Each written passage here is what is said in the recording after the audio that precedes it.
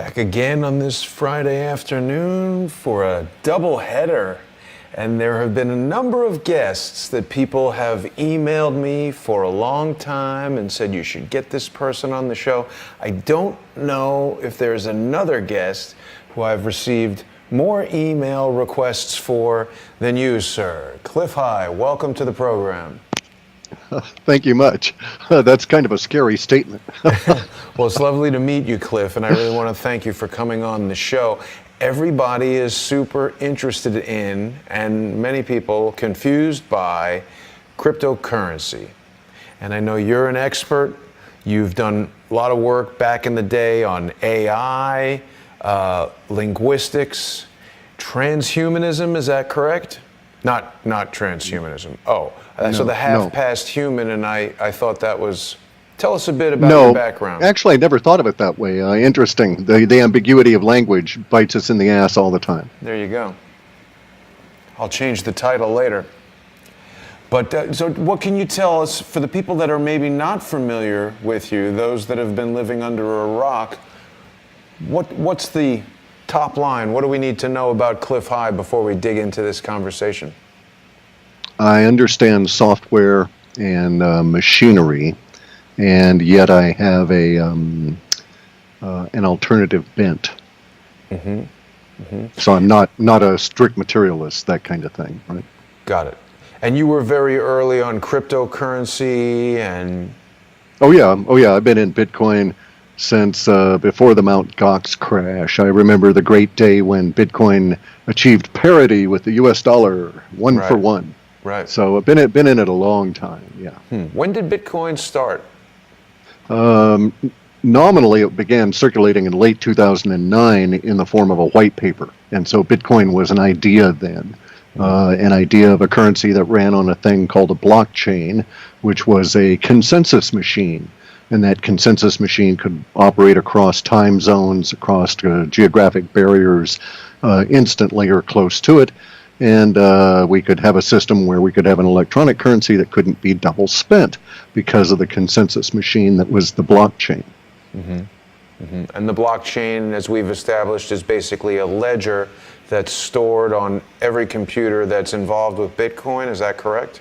No, it's a ledger that's stored in every computer that is mining or has a copy of the entire chain. So it used to be that when you got into Bitcoin, you would download a Bitcoin wallet, and the first thing it would do would be to connect to the blockchain and take 5 days or 6 days, depending on when it was. Wow. And it would then connect, and you had to let it run until it had an entire copy of the chain on your PC, and then it was relatively fast. Got it. And since then, we've gotten a little bit more diversified in our understanding of this.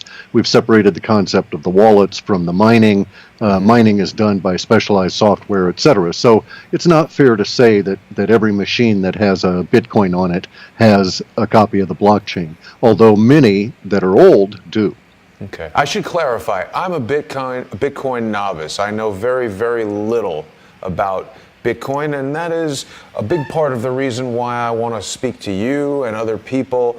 You and I became acquainted most recently because of some of the controversial statements that Quinn Michaels has made on this channel, and I understand that you disagreed in large part with some of the things that Quinn said. Quinn was basically saying that AI and cryptocurrency are tied together. You say that's not the case. Correct. That's not the case. AI can be quite sophisticated. It's still a brute force software that just goes through and makes choices based on the inputs. But the blockchain is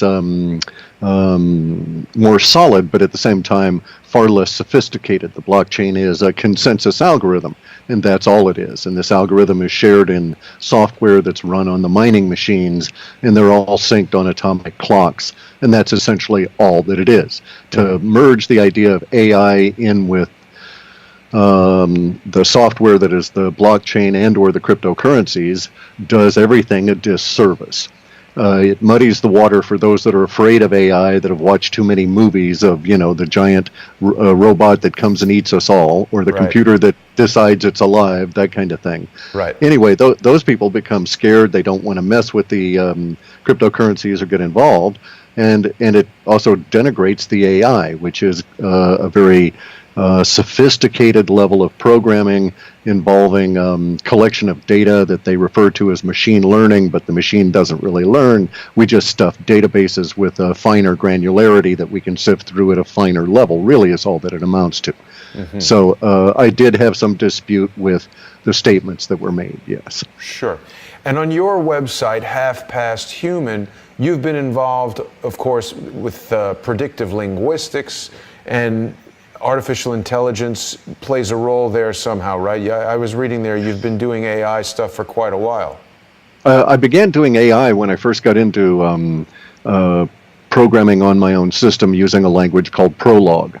It was one of two languages back in the day, like the late 80s, early 90s, that was touted as being a artificial intelligence language, the other one being Lisp.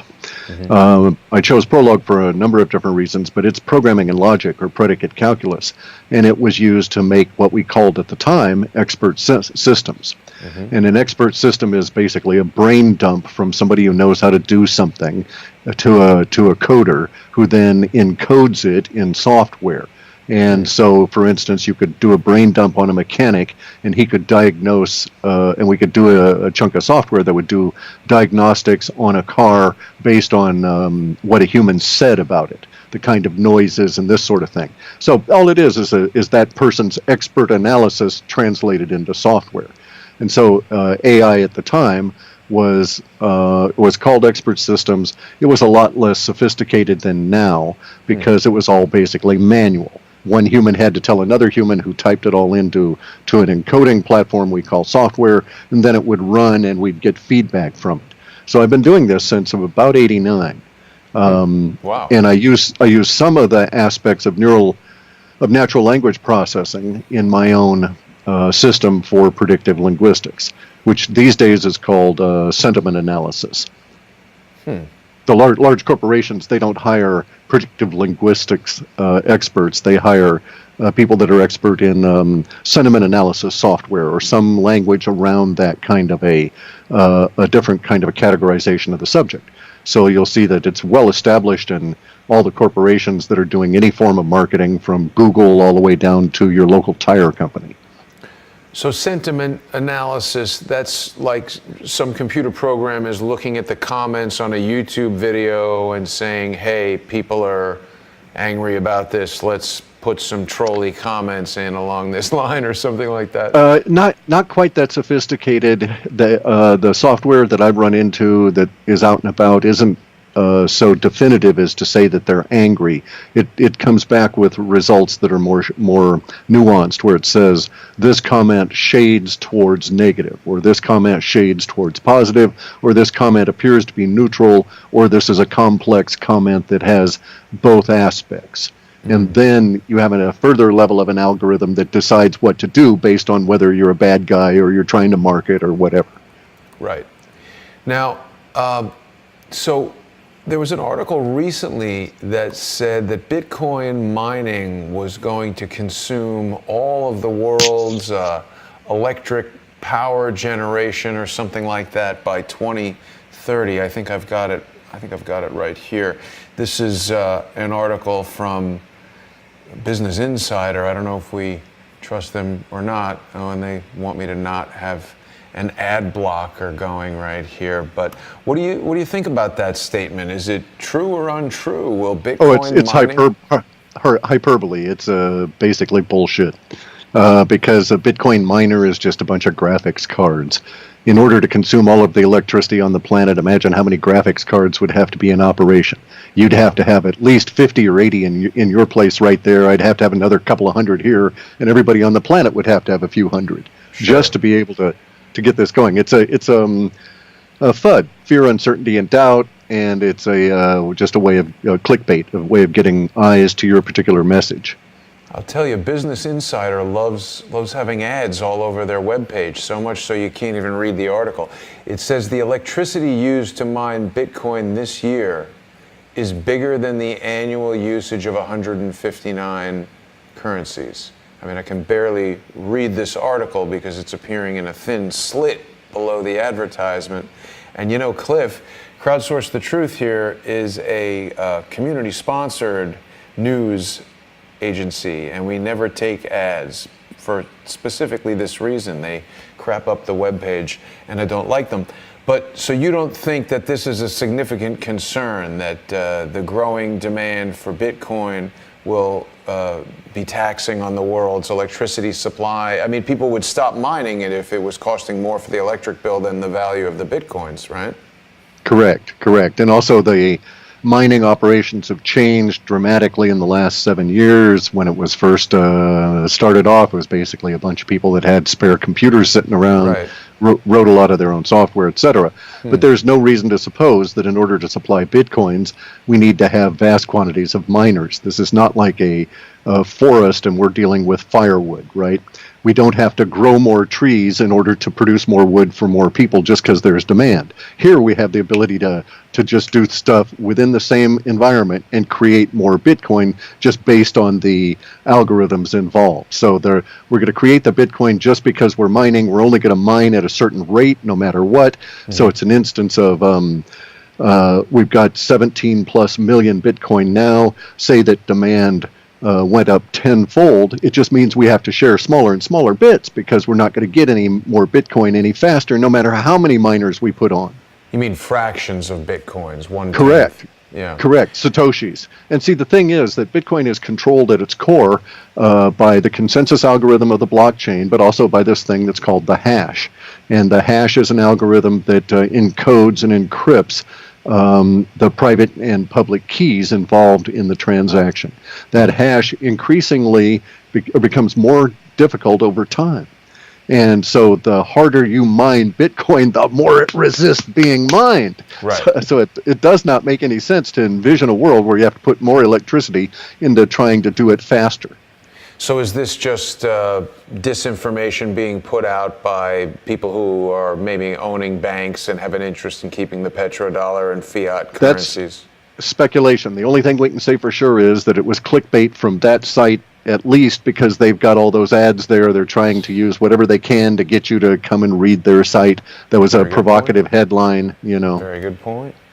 Well, Bitcoin right now is at an amazing $10,790 US, according to Coinbase. I know a lot of people have different exchanges that they like to look at. And you know, the other day I went down to Wall Street. I don't know if you've had a chance to check out that video. I went down, it was called Is Wall Street Bullish on Bitcoin? And I'm sure you won't be surprised to learn that they were not, in fact, bullish on Bitcoin at all. No.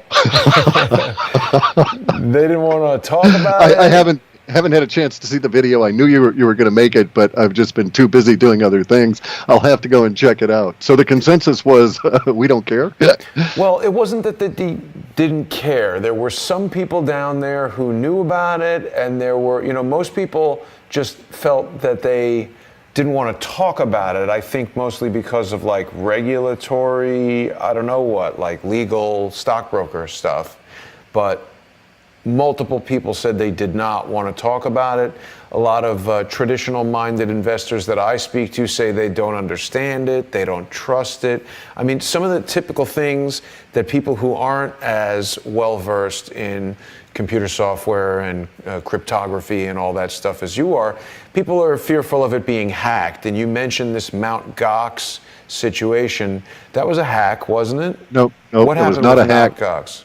Okay, Mt. Gox started off as a trading site for intangible goods based around a game, a role-playing game called, let's see, it was something, the Game Online Exchange, Mystery or something like that. I don't play games, so I'm uncertain, but it was a card game, and you could sell and swap the tokens within the game. And then they added on Bitcoin. When they did that, they made a certain strategic decision. The decision was to not always have 100% of the Bitcoins that everybody was buying. Okay? What they actually did was they didn't get the cash to try and acquire a Bitcoin, they would do it initially. Maybe they had someone buy 6 Bitcoins and they bought 10. Then thereafter, they had somebody buy another 7, and only they're not moving them off the exchange. They just left the Bitcoins there. So it was fractional reserve Bitcoin sales, basically. Reserve Bitcoin. There you go. Right. Okay, and so it was all internal. They claimed it was a hack in order to get out from underneath this inverse pyramid that was going on at the time, right? They claimed it was a hack. There was no hack involved. Really? What had happened was they had not bought enough Bitcoin. People were trading the Bitcoin back and forth at a furious rate on Mt. Gox, making transactions with them. One day, Mt. Gox got a situation where someone had amassed, in sort of a poker game version of trading, had amassed a lot of the Bitcoin and then tried to take them off the exchange, and some of them didn't exist. And so everything crashed at that point. The blockchain per se can't be hacked. It could theoretically be taken over if you got 51% of all the miners to agree. Then they could change software, or they could decide to do something, and they would own the blockchain. But short of that, you can't in any way alter the blockchain itself. Bitcoin rides on top of the blockchain, and it can't be hacked per se either. You could do something stupid. You could take your private key, print it out, and be real proud of it and show it to everybody online, and you'd lose your Bitcoin, right? Because you were stupid and you shared private information. But the wallet on your PC cannot be hacked by someone squirreling through to come and take your Bitcoin. Like theoretically, they say the NSA has got backdoors in all of the PCs, et cetera, and they can come and steal all your Bitcoin. And theoretically, they maybe could but the actual practicality of it's an absurd idea. It just is not going to happen. If you're not connected, obviously you can't be hacked that way. So the use of that word relative to the blockchain really annoys me, and because it's so inaccurate.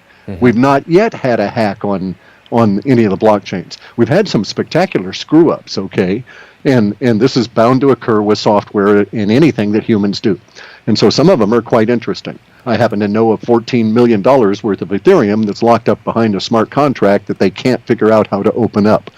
Wow. Okay, and it was because of the way they wrote the contract and some of the stuff they're doing, and everybody's running around, losing their minds over this because of the amount of money involved. But it hasn't gone anywhere. It's not disappeared. It was waiting for us to come up with a solution that convinced the smart contract to pony these things back up again. So in that sense, the blockchain is to a certain extent, it is immutable. So if you've got Bitcoin and you buy it off the exchange, and it makes a transaction on the blockchain, and it goes to your PC, and your PC is destroyed, your Bitcoin is not destroyed. As long as you have elsewhere the keys to that Bitcoin, or the password and stuff that allows you to recreate that wallet in its entirety to connect to the blockchain, it can recover and pick up from where you were. And this is true no matter where on the planet you end up having to be. So in that sense, it's much better than, say, gold or silver or cash sitting in your house, and a giant wave or a storm or something comes and takes your house out. Right. Well, here, if that occurs, you just walk on over to someplace that's dry and warm and stuff, go into a motel, open up your laptop, download another wallet, recreate the whole thing, and you're back in business. Right. Now let's get back to AI for a second, because another topic that we've been talking about quite a bit is, strong AI, and that has been coming up quite a lot lately with Sophia from Hanson Robotics, the first, Hanson Robotics doesn't want me to zoom in on their page, but of course, Sophia is the first robotic citizen of Saudi Arabia. And there is some kind of, tie where she won't be allowed to drive. No, they changed that about 2 weeks ago. Okay.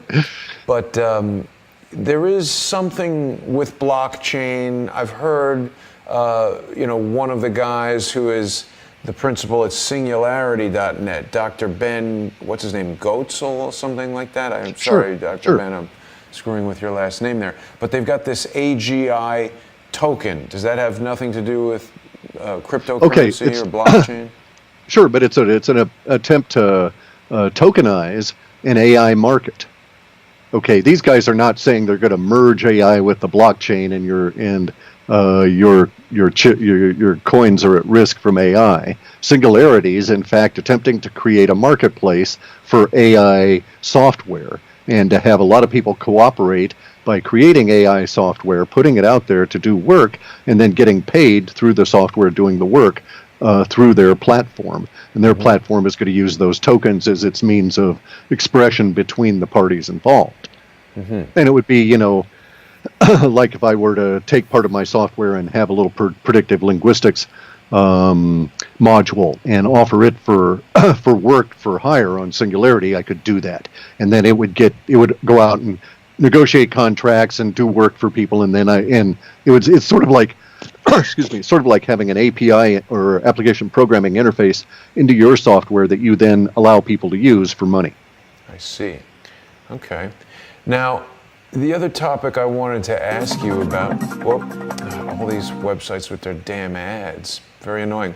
So we recently heard a statement from the founder of Wikipedia, and this I saw on, I think this was CNBC. He's saying that initial coin offerings, although they're the hottest craze in cryptocurrency, they're an absolute scam. That's from Jimmy Wales. What do you think about that statement? Not much. I mean, that's his opinion. I don't find that to be the case. Actually, it's a new ICOs as opposed to IPOs. It's a new take on funding, and it cuts out the banks. It cuts out it's called disintermediation. It slices out a huge level in the middle. It's going to do away with all the people that made bonuses on offering shares of somebody else's company to their clients and taking money from all the parties in the transaction at all these different areas. Okay, so it's going to cut out the Wall Street people that are in the middle of IPOs. IPOs are dying as a funding mechanism, and the reason they're dying has to do with their structural incoherence and incompetence in today's age, and the costs that are involved that need not be there. And then we have an electronic, easier to understand peer-to-peer method that allows funding to occur. And so in that sense, no, it's not a scam. It's a legitimate way to fund an enterprise of almost any kind these days in terms of a commercial offering, right? If you're going to produce a product, if you're going to come out with new software, if you're going to send rocket ships to the moon, you don't want to mess around with IPOs and have bankers take 35% of everything that's involved. If you can also lower everybody's cost and get more money, you'd be foolish not to. And there's a benefit also to the investors here. In usual IPOs, you have all of these lockup periods, times you can't sell the shares that you've put money into. The returns are the huge returns, 50, 60, 80 baggers, they call them in Wall Street, right? Those go to the venture capitalists that are patient, that have managed to corner capital and keep it locked up and then feed it out under these particular circumstances. And so those kind of gains are never seen by the ordinary guy who buys in at the IPO and then basically gets little tiny returns, if any at all, on that investment within the system. Here we have in a different type of structure where instantly that the ICO is done and the coin is available, in some cases, it can be traded. So if you've bought it and 5 minutes later you think you've made a big mistake, someone is going to offer you money at a discount to take that mistake off your hands, betting that later on it will turn out to not be a big mistake and they'll make money on it. And maybe individuals will think, oh, it's not a mistake, maybe I'll buy a couple of more. And they hold on to these things, and they're small investors, and they don't necessarily meet the qualifications for sophisticated investors regarding, as the SEC, et cetera, would see it. But nonetheless, these people are the ones that are making the 50, 60, and 70, and 80, and sometimes hundreds of thousands times return on their investments. And the firms are getting money in a cleaner, easier fashion. The whole thing can be managed with smart contracts. If you don't get a certain amount, you can undo it all and send all of the money back. When's that ever happened with an IPO where you don't meet the float you want to get, and so you decide, okay, we don't have enough to do the deal, and everybody gets their money back? Yeah, it's never happened in any bank I know of. Right. Okay, so now this another thing that happened the other day when I was doing that Wall Street, are they bullish on Bitcoin, I went down there because when I woke up in the morning, Bitcoin was like 11,700 or 11,400, something incredibly high. And while I was doing that live stream, people on the stream were telling me that Coinbase crashed. And here's an article right here on, I don't know this website, but it says Bitcoin exchanges crash the day after the U.S. demands cryptocurrency transaction info. What this is talking about, of course, is this case, the United States versus Coinbase, where basically the IRS sued and successfully sued Coinbase, saying that they want private information about people who are buying or selling more than $20,000 worth of cryptocurrency on the Coinbase exchange there. What do you think about all this? It really muddies the water legally because the IRS has previously considered cryptocurrencies to be a capital gains category commodity, okay, not a currency. Now they're starting to try and extend the know your customer laws from banking over to the cryptocurrency exchanges as though these are in fact currencies. Okay, so but isn't it supposed to be a currency, isn't it? The government says no, that these are not currencies. They don't want competition to their monopolistic money offering of the dollar. Correct, right. They've got a monopoly on the dollar and currency, and they don't want it abrogated at all. And so they've always declared that cryptocurrencies were fine, go out and play all you want, but it's like buying, magic pumpkins out of a game for the next time you play the game. It's a capital gain expenditure, right? There's a $400 million market globally as people buying things that allow them to level up in games, these sorts of things. And the IRS has always treated, and that market's been going on for 15 or 20 years in that level of activity.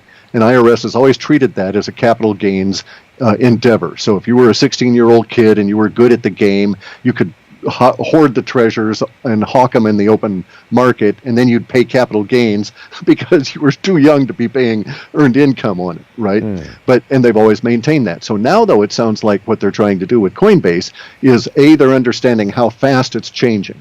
Yeah. The whole fiat, the whole landscape underneath them, the financial sector landscape that accounts for 18% of the U.S. economy. B, it sounds like they're trying to start thinking of these things as currencies. And C, it sounds like they made a deal with Coinbase, and Coinbase says, and it was something effectively, that 20,000 is the limit. We're not going to give you any information on the people that are below this.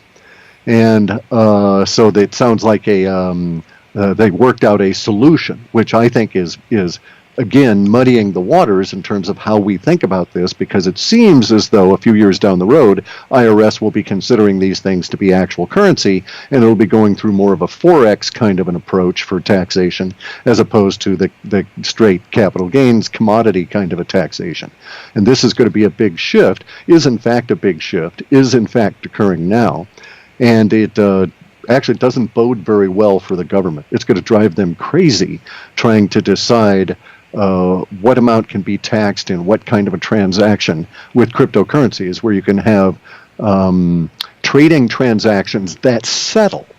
Okay, unlike Wall Street, where nothing is settled since probably 1999. There's been no actual trading of stock certificates or bond certificates or any of that. Everybody dumps everything that they buy on their 401k to a company called Seed and Company. And this one individual owns all the stocks in the U.S., and it never settles, okay? So you never actually collect on any of the stock purchases or sales. You get fiat back occasionally.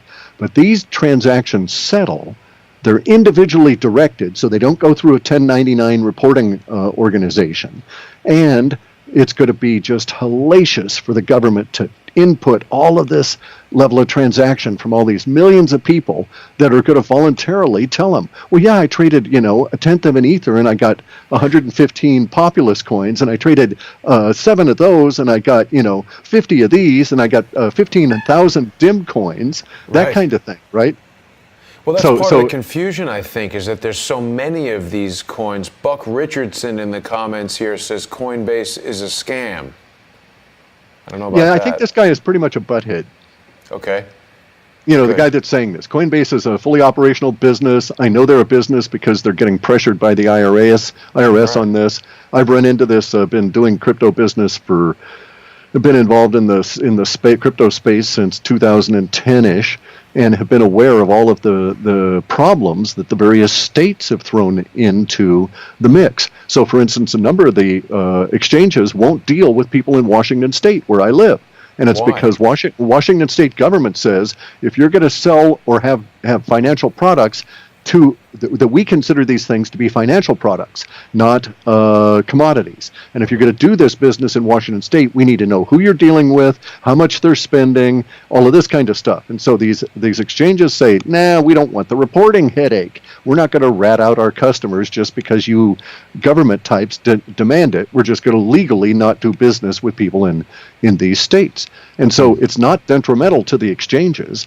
Coinbase is now hauling in 100,000 new people a week, a day. I think it's a day, maybe even now. Wow.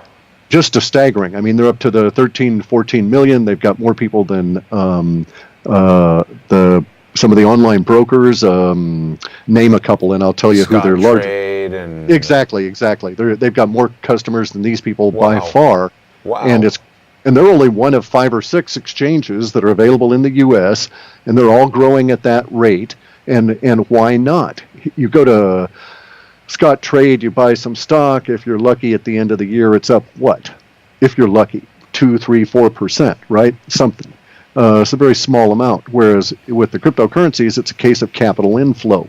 So if you position yourself ahead of the capital inflow, you ride that capital inflow wave up.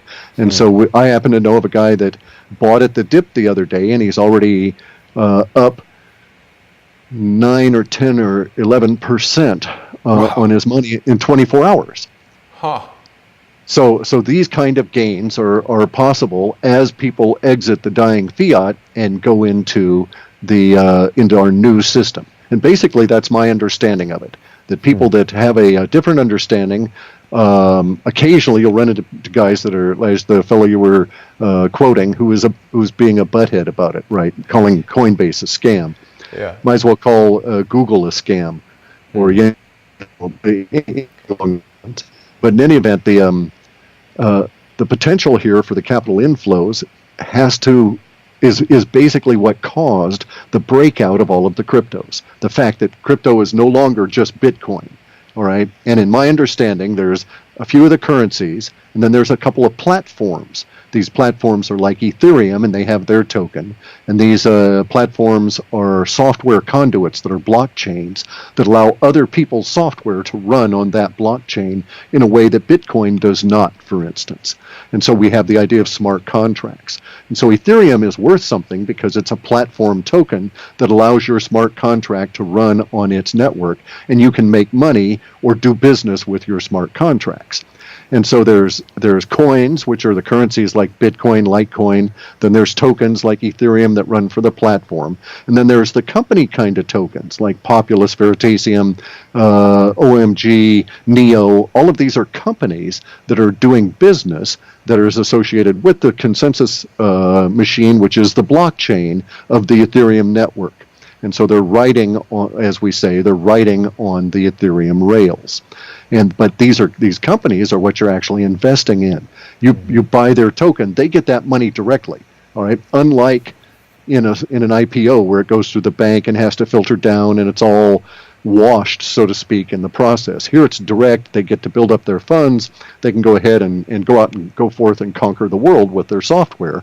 And you participate in the sense that that token becomes more valuable as their success grows. Mm-hmm. And it's a free market. That's why we have 19% down in one day and then 2 days up of 10% to get back over where we were, and then off and running again, because it's not controlled. This is going to be just marvelous for the CME experiment, okay? The COMEX, they're going to do with that. Commodity exchange, okay? These are the guys that sell gold and silver and all of this, all right? Well, they've what's been the allowed. Experiment, I mean. Well, the experiment is going to be that they've been allowed legally to sell disconnected futures on Bitcoin, all right? So they're not promising to ever buy a Bitcoin. It's merely a wager on Bitcoin in that sense. But it's a contract can purchase. And so this goes live, I think, on December 18th, something like that. And it was allowed to proceed by the powers that be in their regulation. I'm of the opinion that that system that is the COMEX is now placing itself at risk because it's going to be offering a futures and options and swaps market around a, quote, commodity that can experience a 20 or a 30 or a 40% fall in a day. So imagine what that's going to do to their idea of price discovery relative to their futures. And they can plot all they want, but this stuff is still highly erratic, still is emotionally driven. The markets are small enough that individuals can have a big sway over it, like, what's his name, the head of Goldman Sachs or whoever it was that was saying, or JP Morgan that was saying, Bitcoin is rubbish, while in fact they were buying as fast as they could as he was driving the price down. And so those kind of things will be occurring right and left in a Wild West kind of a fashion, and yet here these people are going to be offering what will amount to the ability to short or have options and futures on such a commodity. So this article was just published 10 hours ago here on CNBC talking about CME to launch Bitcoin futures in 3 weeks after the green light from the regulator. Is this what the twins, the Winklevoss twins, is this what they were trying to put together? Something different? They were trying, this is something different. They were trying to do an exchange traded fund. Basically the ability to buy and sell Bitcoin as a hedge fund or as a large trading entity. This is something entirely different. These are people that are... Sorry. I would say this is from the people that have been manipulating gold and silver sales for 150 years. And they're trying to do the same with Bitcoin. They're trying to stabilize in their mind and control and profit from the interest in cryptocurrencies. I detect from the tone of your voice that you expect that will not work. I have reason to suspect that, yes. So what do you think this CME experiment will do to the cost, or rather to the value of Bitcoin for people who are holding Bitcoin right now? I don't think it's going to, well, okay, it's going to go through a little wave, according to my data set, and it's going to initially have a little tiny bit of a pop in the price of a Bitcoin. When this comes on the 18th, there's going to be normal gyrations in Bitcoin, and the COMEX experiment will crash miserably, and people will freak out en masse, and the whole thing will be canceled, and then Bitcoin will go screaming back up as a result. And I've talked about it recently as the pre-Christmas or early December surprise. I see. It's going to affect a lot of the cryptos. So what do you think is the most promising cryptocurrency right now? Or is that, I think I saw a video where you said you don't talk about that because you don't want to affect the market. Yeah, I don't want to get into specific cryptos outside of my reports, and I'm careful in the language there. I don't say run out and buy XYZ cryptos. Yes. I do have a particular industry sectors that seem to be very well suited to blockchain activity. And so in that sense, we talk about some of those that are emerging, and there may be a number of crypto companies within these. Well, before we go there, I just want to let people know that they can purchase that report on your website, which is halfpasthuman.com. And there's a link right there where people can purchase the report. They can support Clif High's research. What will people find in that report, Clif?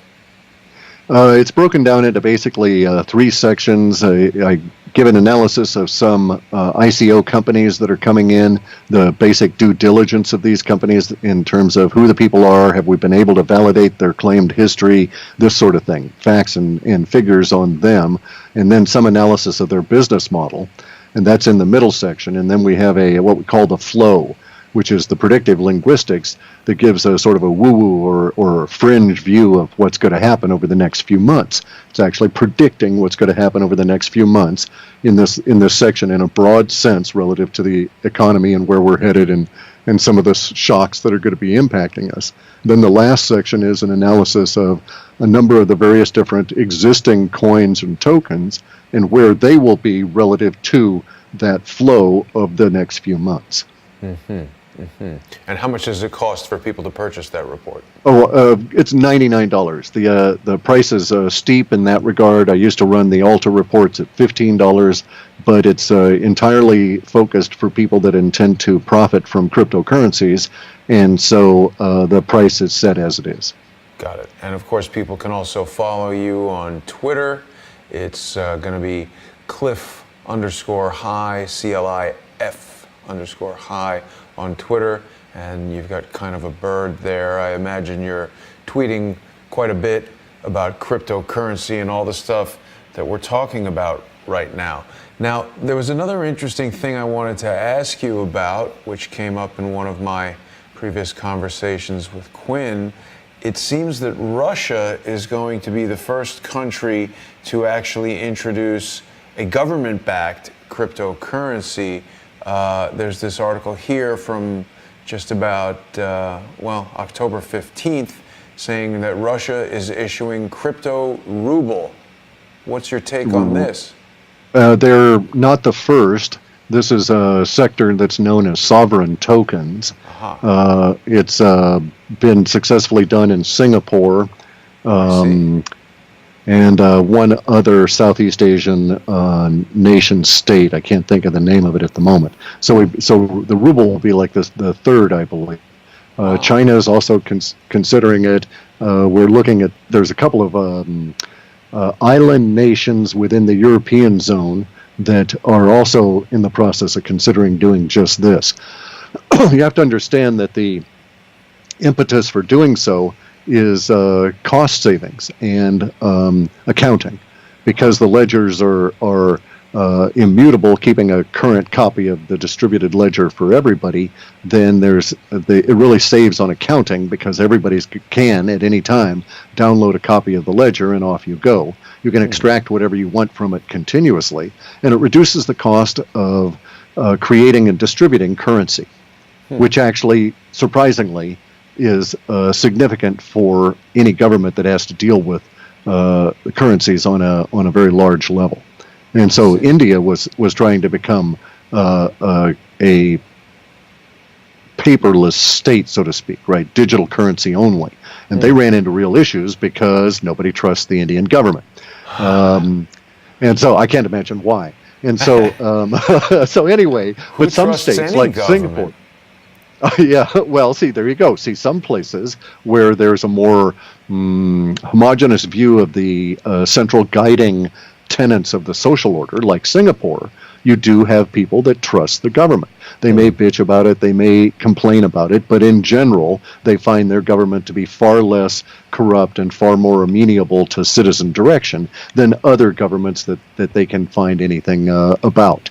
And so you get places where sovereign tokens make a lot of sense. Russia is like that as well. Russia is a situation where they've got vast areas of resources and a reasonably willing population, but not a very sophisticated capital market for exploiting those resources. So they have some difficulties getting off the dime, so to speak, to go out and get the minerals in order to make the new materials, etc.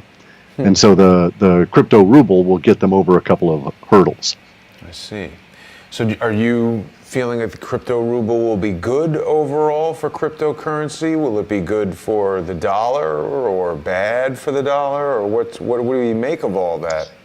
I think that the dollar has got its own issues independent of anything that goes on. Okay, the dollar is reduced down to less than 2 cents worth of purchasing power from its creation in 1913. So it really should be called the U.S. 2-center. It's not, because that's all it'll buy anymore. Wow. That's what planned central planning and inflation does to a currency. And we see the opposite of that occurring with the cryptos, where in fact the limitations that are put on them and the decentralized nature has people going into them, and they're rising, especially against the hyperinflating of the currencies. So the crypto ruble in no way is a nail in the coffin of the dollar or anything. But the dollar, the people that run it shot it, and it's been bleeding to death for the last 30 years. I think it's bleeding oil. So you just spoke about decentralization, and that's one of the key factors that we hear about when we're talking about cryptocurrency, that it's decentralized. Another point that Quinn raised that really struck me was that despite the decentralization of these cryptocurrencies, we've got things like Coinbase and BitPay and these various exchanges and services that have sort of risen up around the cryptocurrency market that allow people to interface with these cryptocurrencies and use them in practical ways. And so many of these things are controlled by people like Peter Thiel and big, huge investors. What do you think about that? A necessary transition. They're a necessary transition as we leave the fiat currencies and move into some other new system. Along the way, I expect a lot of these exchanges and services will be disintermediated themselves. So right now, it's a big deal, it's a problem in the United States, especially in Washington, as I noted, to do business and get dollars and convert them into cryptocurrencies. But once you're converted into cryptocurrencies, you need not involve yourself with any of these exchanges or any of that as long as you're staying within the cryptocurrency world. There's a lot of decentralized exchanges that nobody owns, that is peer-to-peer connections like Ether Delta and this sort of thing, where it's peer-to-peer exchanges of cryptocurrencies. So there's no third party involved. It's truly decentralized. And so, in fact, the disintermediation metaphor within the cryptocurrencies is continually refining itself. So we have Coinbase. We'll always probably have Coinbase until the dollar has basically been swept up into the new system. So maybe 2 or 3 decades even, who can say? But it will diminish in terms of its meaningfulness within the overall system as we go forward, as more and more people get into cryptos and then just simply don't come out. Mm-hmm. Cindy the nurse is asking, what's the best software to mine Bitcoin? I think it might be a little bit out of the range of the average computer user at this point. Is that not correct? That's correct, simply because of the speed that is involved with the large mining operations. There's much more economic currencies to mine, so to speak. Okay, so there's a lot of different protocols you can mine. You can mine Litecoin, Vertcoin, a number of different coins can be mined, and a lot of those softwares are free. If you really want to get into this, go to YouTube and just put in cryptocurrency mining and then look at where you want to be on that sophistication layer, right? And so there are people that will gang up a lot of the graphics processing units, put them onto their own motherboards that they've crafted together, put a metal box around it and stick this whole thing inside their furnace and disconnect the actual heating element of the furnace and just blow air across it to heat the house. Wow. But they're getting really sophisticated with it and making money while they're heating the house. And a lot of them are mining all the altcoins, where they have more power is what it amounts to. Well, but so let me ask you this. Let's say you're a nurse like Cindy and you don't have time to be building computers and, heating your house with them. What if you just, had a laptop, let's say, and you wanted to turn on a piece of software while you sleep? How long would it take to mine 1 Bitcoin on a laptop you would go buy at Best Buy? It's not a question of how long. It would really be a question of if. Okay, because bear in mind that the consensus network, it's a cooperation, but it's a cooperation built around competition, where everybody wants that next Bitcoin that will be generated by the algorithm. In order to do that, you've got to be spot on time-wise, getting your processed block onto the blockchain, where everybody agrees you got there first before anybody else, so you get the reward. And so they've got very sophisticated computers operating at extremely fast with extremely fast chipsets, and they're able to complete the processing, which is the hash. That's what slows all the processing down in the mining, is the encryption part of it. So your laptop simply won't compete. It'll just always be losing the race. Right, and mining is not necessarily the best route to get into unless you're really technically into it. Unless you're, a hardware geek, I really wouldn't mess with mining per se, nor would I mess with mining pools that are operated on software, because basically those are all scams. Mining pools are scams. The vast majority of them are, yes. Trying to do what? Get malware into your computer? No, it isn't that so much as they try and get you to buy into their mining pool by giving them cryptos, and it's a big Ponzi scheme kind of a thing, basically. And so they're paying out to the new guys some of the cryptos they've already got in order to entice them, but they're not really doing any mining. Okay, so you can't tell if someone's offering a legitimate mining pool, and if they're going to be doing pool mining and they're after the Bitcoins, they're not going to be sharing them. Got it. And then what do we think about this statement from Novogratz? He rubbishes the Bitcoin bubble and says it's going to be 40,000 for a Bitcoin by December 2018. Do you think that's correct? He reads my reports, but he's inaccurate. I said it would happen before August. Before August, Bitcoin will be at 40,000. Yeah, in my data sets from May to August, I've got two numbers that show up. One is 20,000. And I believe that we'll pass 20,000 sometime in early May. And then by the end of August, we'll be up to around 40,000. Wow. And so for people who are maybe seeing you for the first time, I realize that's a very small segment probably of the people watching. But of course, Crowdsource the Truth isn't exclusively focused on cryptocurrency. So there's a lot of people who maybe are hearing about this for the first time. How accurate have your predictions been historically in terms of making these price goals for Bitcoin? Extremely so. Scary accurate. Okay, my usual Alta report, predictive linguistics, I would say that my accuracy rate is around 50%, which is still, so half the stuff is wrong, but half the stuff is accurate on time, and that's still twice as good as chance. However, with it's because of the unique aspect of the cryptos. The fact that we're making up so many new words. Sorry, you cut out. Back up there for just a second. Half sure, your stuff okay. is... Okay, so half of my stuff is inaccurate, but that's still twice as good as chance would allow. Okay, and that's consistent. I'm twice as good as chance with my Alta reports in the last 20 plus years. Now, with the cryptos, however, I've been much more accurate. And the reason that is because there have been so many new words that have had to have been invented within the cryptos. These words are not ambiguous. Therefore, we don't have any fuzziness that creeps in the data processing for the predictive linguistics. So I've been able to predict not only price points within the movement of Bitcoin, but also the temporal period it would show up in, and in some cases, how many times it would repeat in that loop before moving on. And I've been able to do this reasonably accurately these past number of years. Let's say since 2014, it really started differentiating linguistically from the general population with all these specialized words in cryptocurrencies, and I've been getting increasingly more accurate over time as that has occurred. So your linguistic analysis allows you to predict the future price of Bitcoin? Correct. I can predict the trends and tie those linguistically to certain time periods.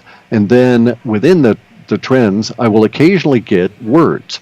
And so my predictive linguistics, I always characterize it as I don't predict the events, I predict the headlines that will appear after the event, because the language is actually what's being predicted, not the event per se that's going to trigger the language. So sometimes I get the language exactly correct, but the event doesn't make any sense relative to the initial interpretation, even though the language showed up right on time. Sometimes it's reasonably accurate. So I had this one prediction. I made it about 5 months before it occurred. This was, we'll have to go back, but it was probably like 2013. It was, we can check it easy enough. And it was Blondes on Boats. Okay, that was the title of this little section, was Blondes on Boats. And it was all about this ship of state that was going to have a crash and cause a maritime disaster, and would all be due to a blonde woman being where she should not be at the time that this thing occurred.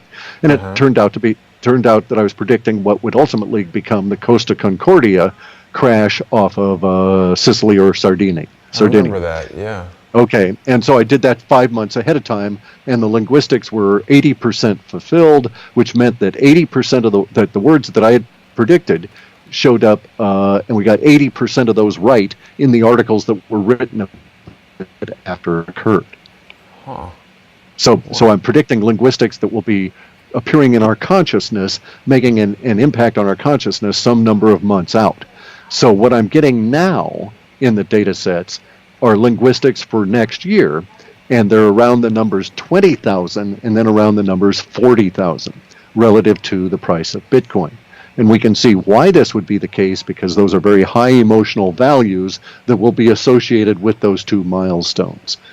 Just as this year, I knew that we were going to reach a period where we would be at 10,000 before the end of the year and at 13,880 before the end of February. Wow. in Bitcoin. And it seems we're on track. But when I was making that 13,880 prediction back in summer of, or early fall of last year, so well over a year out, it seemed entirely outlandish because Bitcoin was in the 650 range. But it just keeps seeming to go up. It's quite staggering. It really is amazing. You know, there was one other thing that Quinn Michaels pointed out that seemed, very significant to me when we were in Las Vegas. There are all these slot machines. I mean, this I noticed before Quinn discussed it. There are so many of these sort of new types of slot machines that have really gigantic 4K screens. I mean, very, very high resolution, lots of animated graphics and everything. I'm a computer graphics guy, and I mean, it's quite obvious to me that these computer-driven slot machines must have pretty substantial graphics processing units in them, and there's literally thousands, I think hundreds of thousands throughout Las Vegas. Quinn found in the WikiLeaks emails John Podesta scheduling a meeting with James Murin, the CEO of MGM Entertainment, and Andreessen Horowitz to talk about the future of cryptocurrency and payment cards and all this kind of thing. And granted, there was some amount of speculation going on, but Quinn was drawing a connection between crypto mining, MGM Entertainment possibly creating their own cryptocurrency based on Ethereum or Bitcoin or one of these types of things. We saw an ad just coincidentally walking around town for a Chase Manhattan MasterCard that was an M-Life loyalty program card. And we just were sort of speaking about this idea of cryptocurrencies that might be specific to the casino or the brand and mining them on these slot machines. You don't think that that's a reasonable theory or something that MGM might be planning? Why not? It would put their core business at risk. Every time it had to stop and do the hash, all other activity in that GPU would shut down, and nobody's going to be gambling when that machine shut down as it's competing on a hash. Well, so I think the ability idea was there's so many of them that are idle. Would it be unreasonable for them to make some sort of distributed processing program that would know when a system is idle and include it in the calculations and kick it out the second someone starts playing there? Sure, you could do that, but the issue would it be reliable enough for whatever purpose it was going to actually serve? Because distributed processing systems subject to real-life interaction with humans walking through and causing changes in those systems are going to be very unreliable. Especially on something like that's concentrated like the hash. You don't understand what these machines have to go through to complete hashing for various different kinds of cryptos. So it is possible that MGM is going to introduce their own cryptocurrency. It makes a lot of sense to get themselves out of the dollar business, where you'd come on in and exchange your cryptos or your dollars for their currencies, and it also locks you up and keeps you into their system, so to speak. And because they're your definitely currency, trying to do that. The whole M-Life, keep you on their card, their points, that kind of thing. Also, the high-res monitors and stuff you were talking about are all to try and trip the dopamine response. I am familiar with a lot of the software goals within the displays of these machines, and they would be in direct conflict with any other use because their goal is to induce you into this state of dopamine receptivity with your actions with that machine. And so this requires basically the entire resources of the machine in order to keep that entrainment going, such that you keep feeding in the money that the M life demands. Right.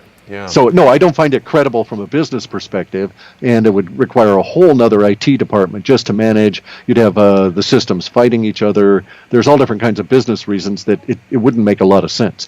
Having their own currency makes a lot of sense, and that would be distributed and handled in an entirely different way. One final question I want to ask you. There's been obviously this huge purge in Saudi Arabia. I've been very interested for some time in the link between the United States, foreign policy, Saudi Arabia, the petrodollar, and all of that. And obviously, the entire value of the US dollar is tied to the worldwide demand for oil, and the US OPEC stipulation that people must purchase oil and sell oil only for dollars. How do you see cryptocurrency? Obviously Saddam Hussein wanted to sell oil for euros. I think the Chinese and the Russians might want to make the yuan the US reserve currency. Do you see a cryptocurrency supplanting the petrodollar at some point within our lifetimes? How will that affect foreign policy and Saudi Arabian Kingdom and the United States and all of that? It's a power shifter. It's a game changer that pulls the tablecloth off the table, kicks the table out of the area, yanks the chairs out from underneath all of the players, and puts holes in the floor. Wow. So, it's going to be a serious changer all the way around. No, I don't think there will be a cryptocurrency that will be a global reserve, but just having the cryptocurrencies themselves instantly becomes a global reserve, where you have the holding of the reserve distributed through the entire mass of the populations that are within the geographic borders that you're attempting to deal with. And so it has supplanted the petrodollar, but the petrodollar had to die, was dying anyway. It was dying since they created the thing, basically. No currency of any form so far, no centralized managed currency has ever lasted longer than 72 years. Most of them keel over between 40 years and 52. And so most currencies die young. And our currency has been held together by the blood that we were willing to cause others to shed in order to keep it going. These last 30 years, as the bond yields cratered and we got down to 0% interest, a bad sign for any currency, and then hyperinflation, which we're seeing in the cryptocurrencies, etc. So the cryptos are a evolutionary boost from universe such that most Americans don't have to die along with the petrodollar. Because if without that dollar, we're not going to be able to convince people to give us the stuff we need, and we don't produce much of it. And so as a social order, we're very much like Japan or Germany after the end of World War II, where everything is bombed out around us and we're living on the charities of others. And so as this goes on, we're going to have to snap to, as a population, realize we're living on the charity of others to give us goods for these digital dollars that they're creating infinitely. And we're going to have to clean up our act, start manufacturing stuff to do fair trading, etc., as the petrodollar is dying anyway. The good news is we've got cryptocurrencies. The system is evolving rapidly and may save many people in Western republics from dying from the lack of the credit system. Because the credit system that we live under is what gets food in the middle of New York in the middle of winter. It's not dollars. It's all in arrears. Everything is always paid backwards, so to speak, and we're operating on credit. Someone puts the food in the store with the promise to pay for that food from the store owner at some point in the future. And basically that's how that works on this just-in-time credit system. Right. And so because it's a just-in-time credit and debit system, or debt system, and it's tied to the petrodollar, as it dies, that whole system is at risk of dying, and we're seeing it crumble around us now. And so we need something to replace it. So I'm saying hooray for cryptocurrencies. It's a working system, and it can be made to work better in the future. Do you think there's any examples of cryptocurrency helping the economic crisis that's going on, let's say, in Venezuela, for instance? Oh, sure. Oh, sure. A lot of the people in Venezuela have the ability to eat because they either had cryptocurrencies, they have something they can sell for cryptocurrencies outside of the Venezuelan borders, or they're mining cryptos. Really? And there, they've gotten very energetic about mining the altcoins, where you're competing with fewer people, more likely to get a reward by supplying that backbone, etc. But a lot of the individuals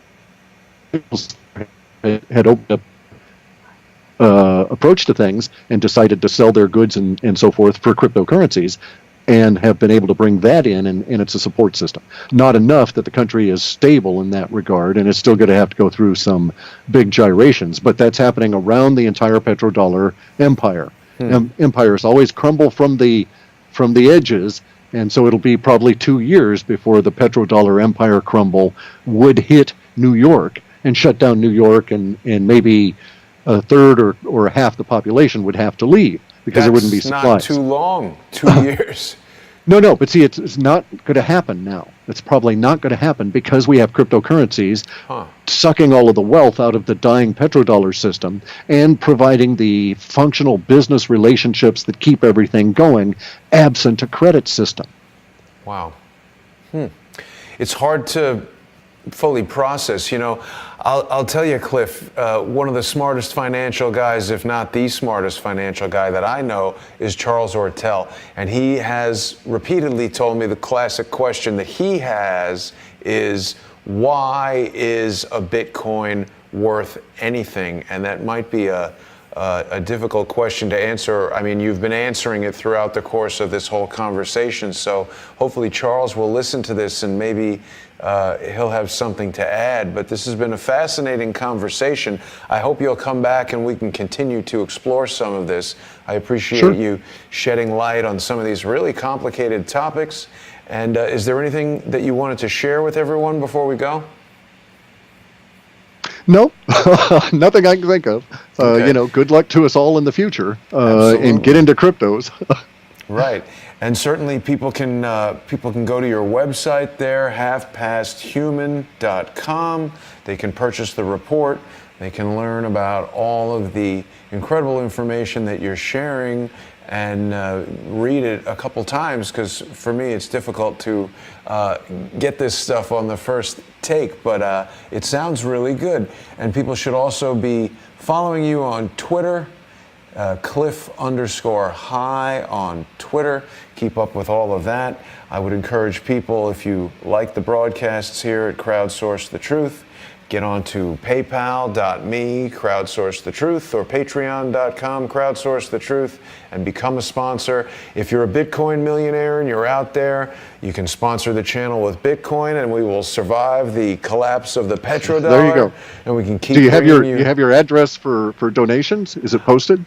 Well, I'm glad you brought that up, and I want to clarify, I never refer to payments that people make to Crowdsource the Truth as donations, because I feel, as you do, that words have power, and to suggest that it's a donation might falsely imply that this is a charitable organization. This is a business, it's a news agency, and if you choose to sponsor it, you're paying money to a private business. It is not tax deductible, but you are keeping the independent news alive.